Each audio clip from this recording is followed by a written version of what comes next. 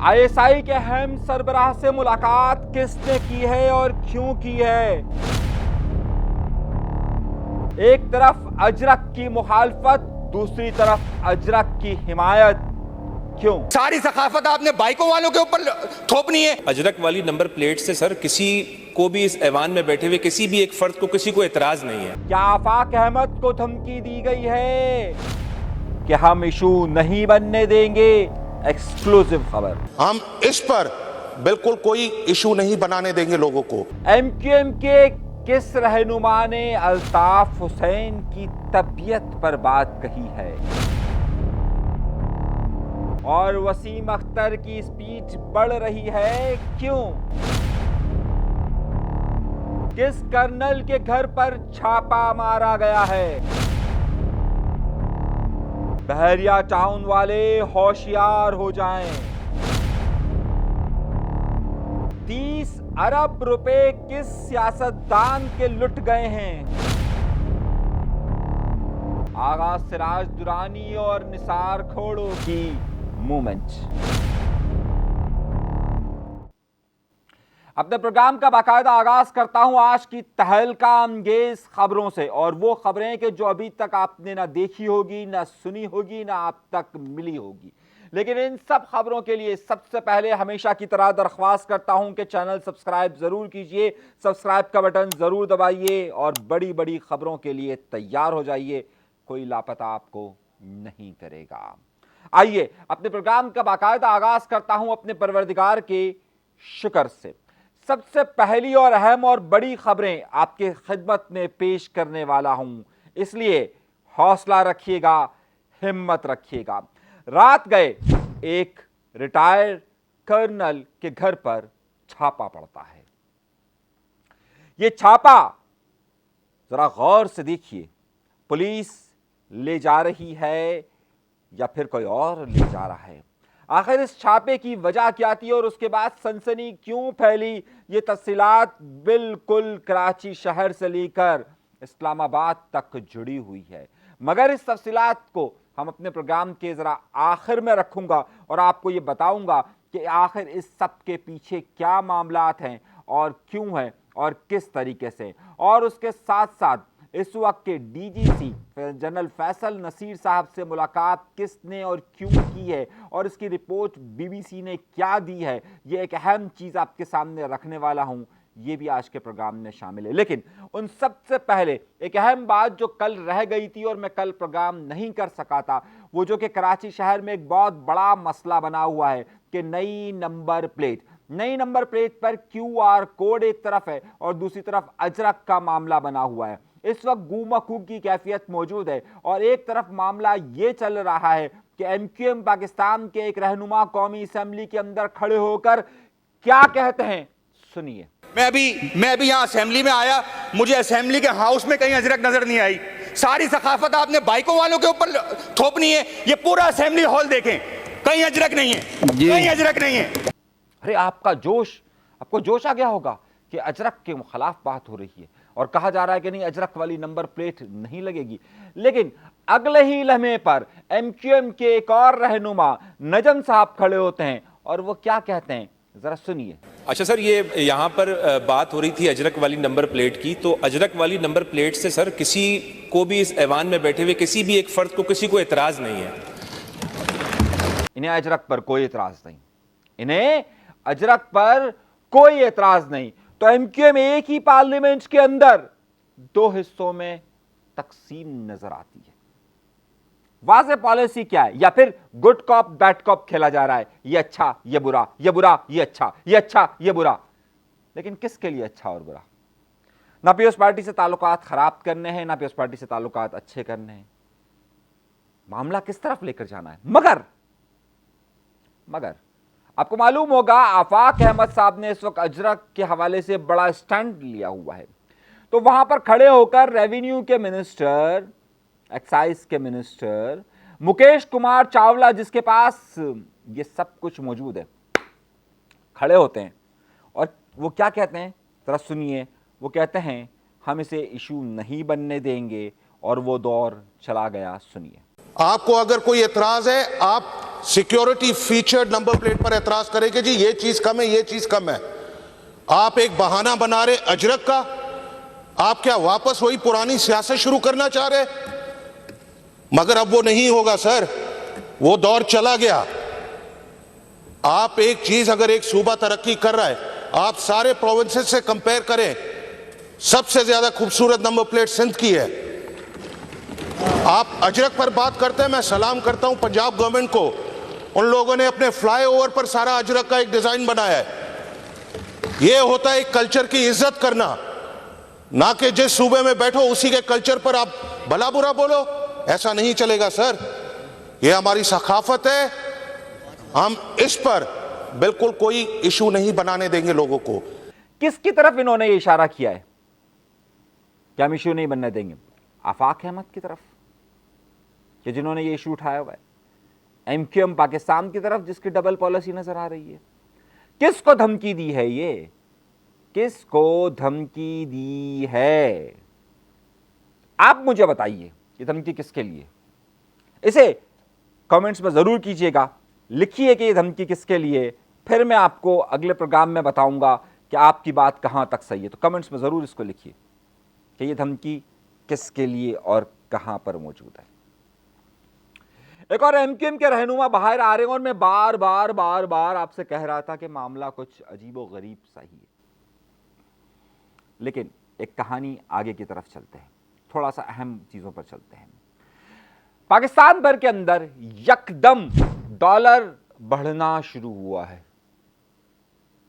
या फिर बढ़ाया जाना शुरू हुआ है।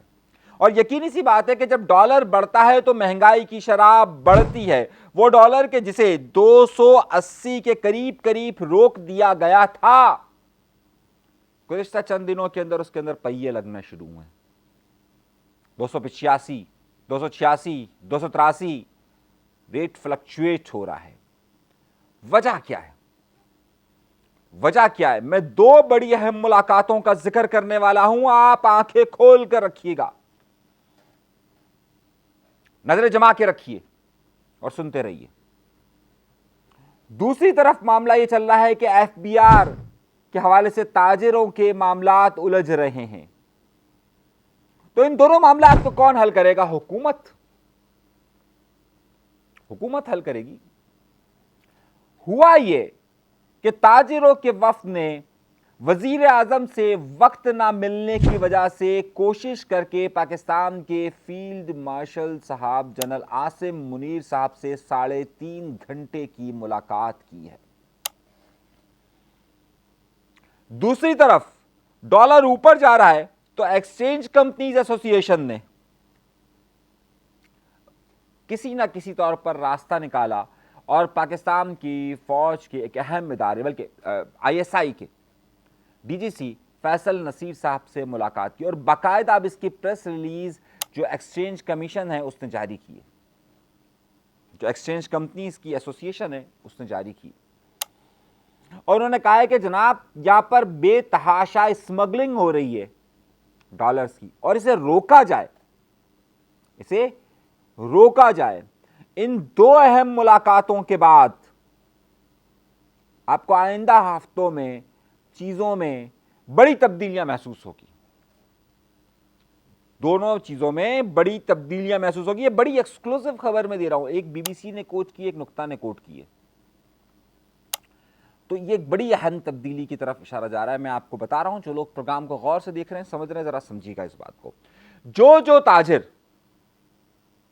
इल्लीगली इस डॉलर को अपने पास सेव कर रहे हैं और खास तौर पर बैंक में पैसा देने की बजाय उधर से दे रहे हैं या फिर इसको स्मगल कर रहे हैं, अगले हफ्ते में एक बड़ी कार्रवाई शुरू होने वाली है। मैं वाज़े इशारा आपको दे रहा हूं खबर की बुनियाद पर,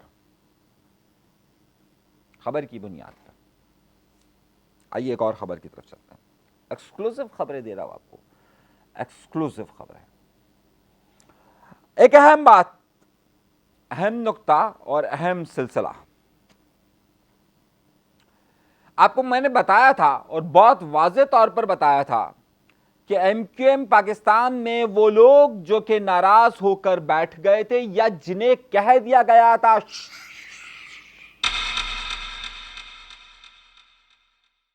शॉप। अब उनके पास मौका है, वो आहिस्ता आहिस्ता एंट्री दे रहे हैं। मैंने आपको नाम लिया था इसमें वसीम अख्तर, वसीम आफ्ताब, सलीम ताजिक, आमिर खान और बेतहाशा लोग। अब मैं आपको जो खबर दे रहा हूं, मैंने आपसे कहा था कि वसीम अख्तर आहिस्ता आहिस्ता पहले तस्वीर, तकारीब और अब इंटरव्यूज पर आ गए हैं। पिछले हफ्ते उन्होंने एक इंटरव्यू दिया, इस बार इन्होंने फ़हीम सिद्दीकी को इंटरव्यू दिया है। इनसे एक सवाल पूछा गया, आपको अल्ताफ हुसैन साहब ने इतना सारा नवाजा, आपको MPA बनाया, आपको मिनिस्ट्रियां दी, आपको मेयर बनाया, उनकी तबीयत खराब है तो आप क्या कहेंगे? एकदम एक लम्हे के लिए सोचने लग गए, एक लम्हे के लिए सोचने लग गए कि क्या कहा जाए। ठहरे, रुके और फिर कहा अब हमारे रास्ते अलग हो गए हैं, लेकिन जाहिर है हर एक की सेहत के लिए तो दुआ की जाएगी। वक्त यह आया है कि जब लंदन से एक फोन आता था तो वसीम अख्तर साहब खड़े होकर एक बड़ी प्रेस कॉन्फ्रेंस करते थे और नवाज शरीफ और पंजाब के मुतालिक क्या कुछ नहीं कह देते थे। और आज ये वक्त है कि वो उनके रहनुमा या उनके कायद के मुतालिक सवाल पूछने पर भी हिचकिचाहट है। खैर, एक नुक्ता और बयान करता हूं। एक खबर ये नहीं है, ये तो मुझे मालूम था ऐसा होगा, आपको भी मालूम था ऐसा होगा। खबर क्या है? सीट बेल्ट बांध लीजिए दोस्तों।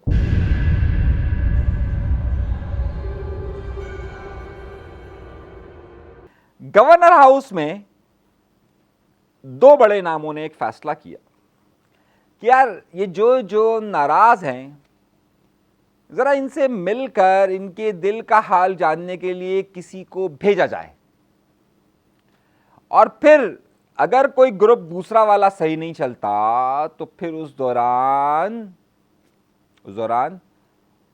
उनको एंट्री या उनके रास्ते हमवार किए जाए।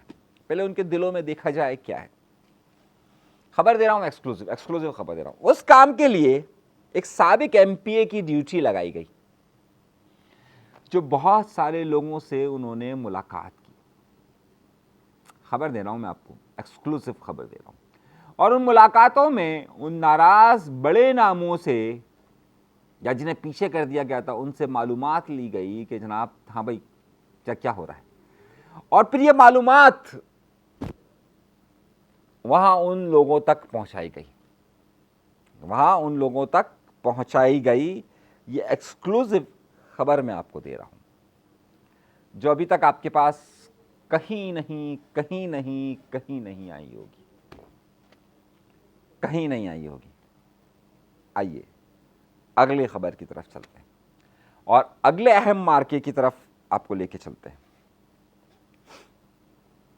आपको मालूम है कि बहुत सारे लोगों ने ये अफवाहें उड़ाई थी कि बहरिया टाउन का मामला हल हो रहा है, और मलिक रियाज ने खतूत लिखे हैं, मलिक रियाज राब्ते कर रहे हैं कि पाकिस्तान के मुख्तदरा हलकों से उनके राब्ते हो पाएँ। लेकिन मैंने आपको एक्सक्लूसिव खबरें दो दी थी, आपको याद होगा मेरे एक प्रोग्राम में मैंने कहा था ये राब्ते ज़रूर हुए, लेकिन दूसरी तरफ से जवाब आया है एब्सोल्युटली नॉट।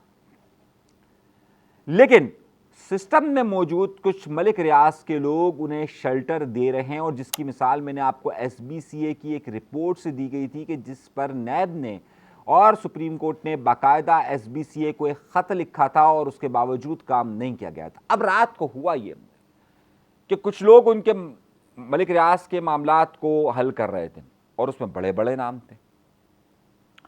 उसमें एक नाम है कर्नल रिटायर खलीलुर रहमान। नाम है colonel retire Khalilur Rahman. Colonel साहब हैं, रिटायर्ड हैं, और खलीलुर रहमान ये मलिक रियाज के बहुत सारे मामलात को देखते हैं। रात गए इतलात ये आई हैं कि उन्हें अरेस्ट किया गया है। ये उन लोगों में से शामिल हैं कि जिसके ठेकेदार मलिक रियाज के साथ बड़े मामलात हैं। अच्छा, मुझे हैरत इस बात की है, अच्छा उन्हें अरेस्ट किया गया, मैं फुटेजेस आपको दिखा रहा हूं। अब PTI वाले जो है वो ये समझ रहे हैं कि जनाब ये बड़ा जुल्म हो गया, PTI वाले उसको अपने लिहाज से देखने की कोशिश कर रहे हैं और चीज़ें बनाने की कोशिश कर रहे हैं, लेकिन हकीकत इसके बरखिलाफ है। अब मुझे एक बात बताइए, अगर ये कराची की उन्हीं जगहों के लिए मामलात चल रहे हैं, ये पिंडी की उन्हीं जगहों के लिए मामलात चल रहे हैं, तो जिन सरकारी अफसरान ने SBCA, Malir development authority, Sehwan development authority, वजीर आला, वजीर बल्दियात, पुलिस अफसरान, आला सियासी शख्सियात ने, जिन्होंने इन्हें ये इल्लीगल जगह देने के लिए सारा सिस्टम बनाया था, उनके गिरेबानों तक हाथ क्यों नहीं जा रहे? अगर ये जगह बकौल सुप्रीम कोर्ट के ये जगह इल्लीगली दी गई थी और इसकी अमाउंट नहीं दी गई थी, इसीलिए उन पर 450 अरब का जुर्माना हुआ था और इसीलिए 190 मिलियन पाउंड का केस हुआ था, तो फिर अगर कर्नल रिटायर खलील को पकड़ा गया तो साथ साथ उन लोगों की पर बारी क्यों नहीं आ रही? उन लोगों पे भी बारी क्यों नहीं आ रही? इस पूरी बारी में एक निज़ाम मौजूद है, एसबीसीए का निज़ाम, एमडीए का निज़ाम। अभी एक बड़ा नाम है, बड़ी खबर दे रहा हूं आपको, सुनिएगा। ये डेमोलेशन की साइट पर एसबीसीए में एक बड़ा नाम समझाता है, जो कि उसका हेड है, सज्जाद नाम है उसका। बाकायदा कुछ रिपोर्ट सामने आ रही है सीएमआई की, कि जिसके अंदर उन पर है कि उन्होंने कुछ लोगों को कैसे एफआईआर से बचाया और साखोड़ों के साथ बचाया, ये जो मामला हुआ। लेकिन कराची शहर के अंदर, जिस तरह मैंने आपको एक्सक्लूसिव रिपोर्ट दी थी कि डेमोलिशन के नाम पर अब कब्जा माफिया सरगर्म हो गया है, इसी तरीके से एक पूरा ग्रुप काम कर रहा है और ये सारे कब्जे कर रहा है। क्योंकि मैं उस पर आमतौर पे इस टॉपिक पे बात नहीं करता, लेकिन इस वक्त कराची शहर का जिस तरीके से नंबर प्लेट इशू है, उसी तरीके से कराची शहर में इस वक्त ये नाजायज कब्जा माफिया का इशू है, जिसको पूरा एक सिस्टम सपोर्ट कर रहा है, पूरा एक सिस्टम सपोर्ट कर रहा है और वो उसको बचाने के लिए आगे बढ़ रहा है। लेकिन जादूगर ने इत्तला दे रही है, एक नया सिस्टम लॉन्च करने की भी तैयारी की जा रही है। फिर एक्सक्लूसिव खबर बाद में दूंगा, अभी मैं उस पर बात नहीं करना चाह रहा, फिर दूंगा। आइए अगली खबर की तरफ। अगली खबर यह है कि बड़ा शहर में आप लोगों से मैं एक बड़ी इल्तिजा कर रहा हूं, दरख्वास्त कर रहा हूं और आपको एक बड़े स्कैम की तरफ लेके जा रहा हूं। अगर आप सोशल मीडिया इस्तेमाल करते हैं तो आपको एक दरख्वास्त आती होगी कि जनाब आप ये ऐप डाउनलोड करें और आपको इतना कर्ज मिल जाएगा, आप ये ऐप डाउनलोड करें और उसके बाद आप ये गेम खेलें, आपको इतने पैसे मिल जाएंगे। यहां पर पकड़ने का कोई सिस्टम मौजूद नहीं है, जिसकी जो मर्जी इश्तिहार चला रहा है, पैसा कमा रहा है, पैसा कमा रहा है, पैसा कमा रहा है। इसी तरीके से क्रिप्टो करेंसी का मामला चल रहा है। एक बहुत बड़ा सियासी घराना है जिसने लोगों से पैसे पकड़े और कहा कि मैं आपको अमीर कर दूंगा, और उसने क्रिप्टो करेंसी में पैसे लगाए और तकरीबन इस पैसे का अमाउंट बनता है 30 अरब रुपए, यानी कि $100 मिलियन। बड़े असर रसूख वाले आदमी हैं लोग। अब क्योंकि ज़ाहिर है लोगों को पैसा डबल करना था, उन्होंने क्रिप्टो में पैसा लगाया, उनके थ्रू लगाया और 30 अरब रुपए डूब चुके। अब इस स्कैंडल को पकड़ने के लिए किसी में हिम्मत नहीं है, क्योंकि बड़ा सियासी घराना है, बड़े ताल्लुकात का मामला है। तो बराए मेहरबानी ये जितने डबल शाह घूम रहे हैं, जो आपको पैसे को डबल करने की बात कर रहे हैं, उनसे एहतियात बरती है। एक लम्हे के लिए सोचिए और एहतियात बरती है। ये मामला जा किस तरफ रहा है, सही है? तो जरा सा ख्याल रखिएगा, क्योंकि वो सारे बड़ी शख्सियत है, कहाँ पर उस पर हाथ रखा जाएगा, किस तरह हाथ रखा जाएगा, एक अलग ही सवाल है। अगली खबर दे रहा हूँ, बड़ी बड़ी खबरें दे रहा हूँ आपको, एक्सक्लूसिव खबरें दे रहा हूँ, इसलिए ज़रा सा आंखें खुली रखकर इस पर गौर कीजिएगा। जनाबे वाला 5 तारीख में दूरी नहीं है। 5 अगस्त इसलिए ज़्यादा अहमियत अख्तियार कर रही है कि इमरान खान की गिरफ्तारी का वो दिन है कि जिसके बाद 5 तारीख को एहतजाज की कॉल दी गई है। इतलात ये मौसूल हो रही हैं कि जनाबे वाला कुछ केसेस के अंदर तहरीक इंसाफ के लोगों को पीर से लेकर जुमे तक सख्त सजाएं होने वाली हैं। पीर से लेकर जुमे तक, अगले पीर से लेकर, यानी कि आज 26 तारीख समझिए, तो 27-28 से ये सिलसिला शुरू होगा और 1 तारीख तक रहेगा ये। इसके बाद 2 और 3 तारीख के बाद 4 तारीख को अगला पीर आएगा और मंगल को इनके प्रोटेस्ट की कॉल है। मैं जो आपको अगली खबर देने वाला हूं, जरा सा हिम्मत बांधिएगा और खबर को समझिएगा।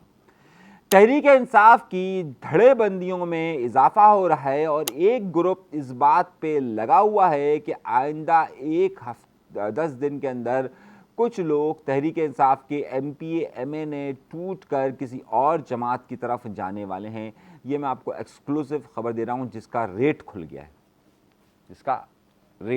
है, और ये मामलात होने वाले हैं।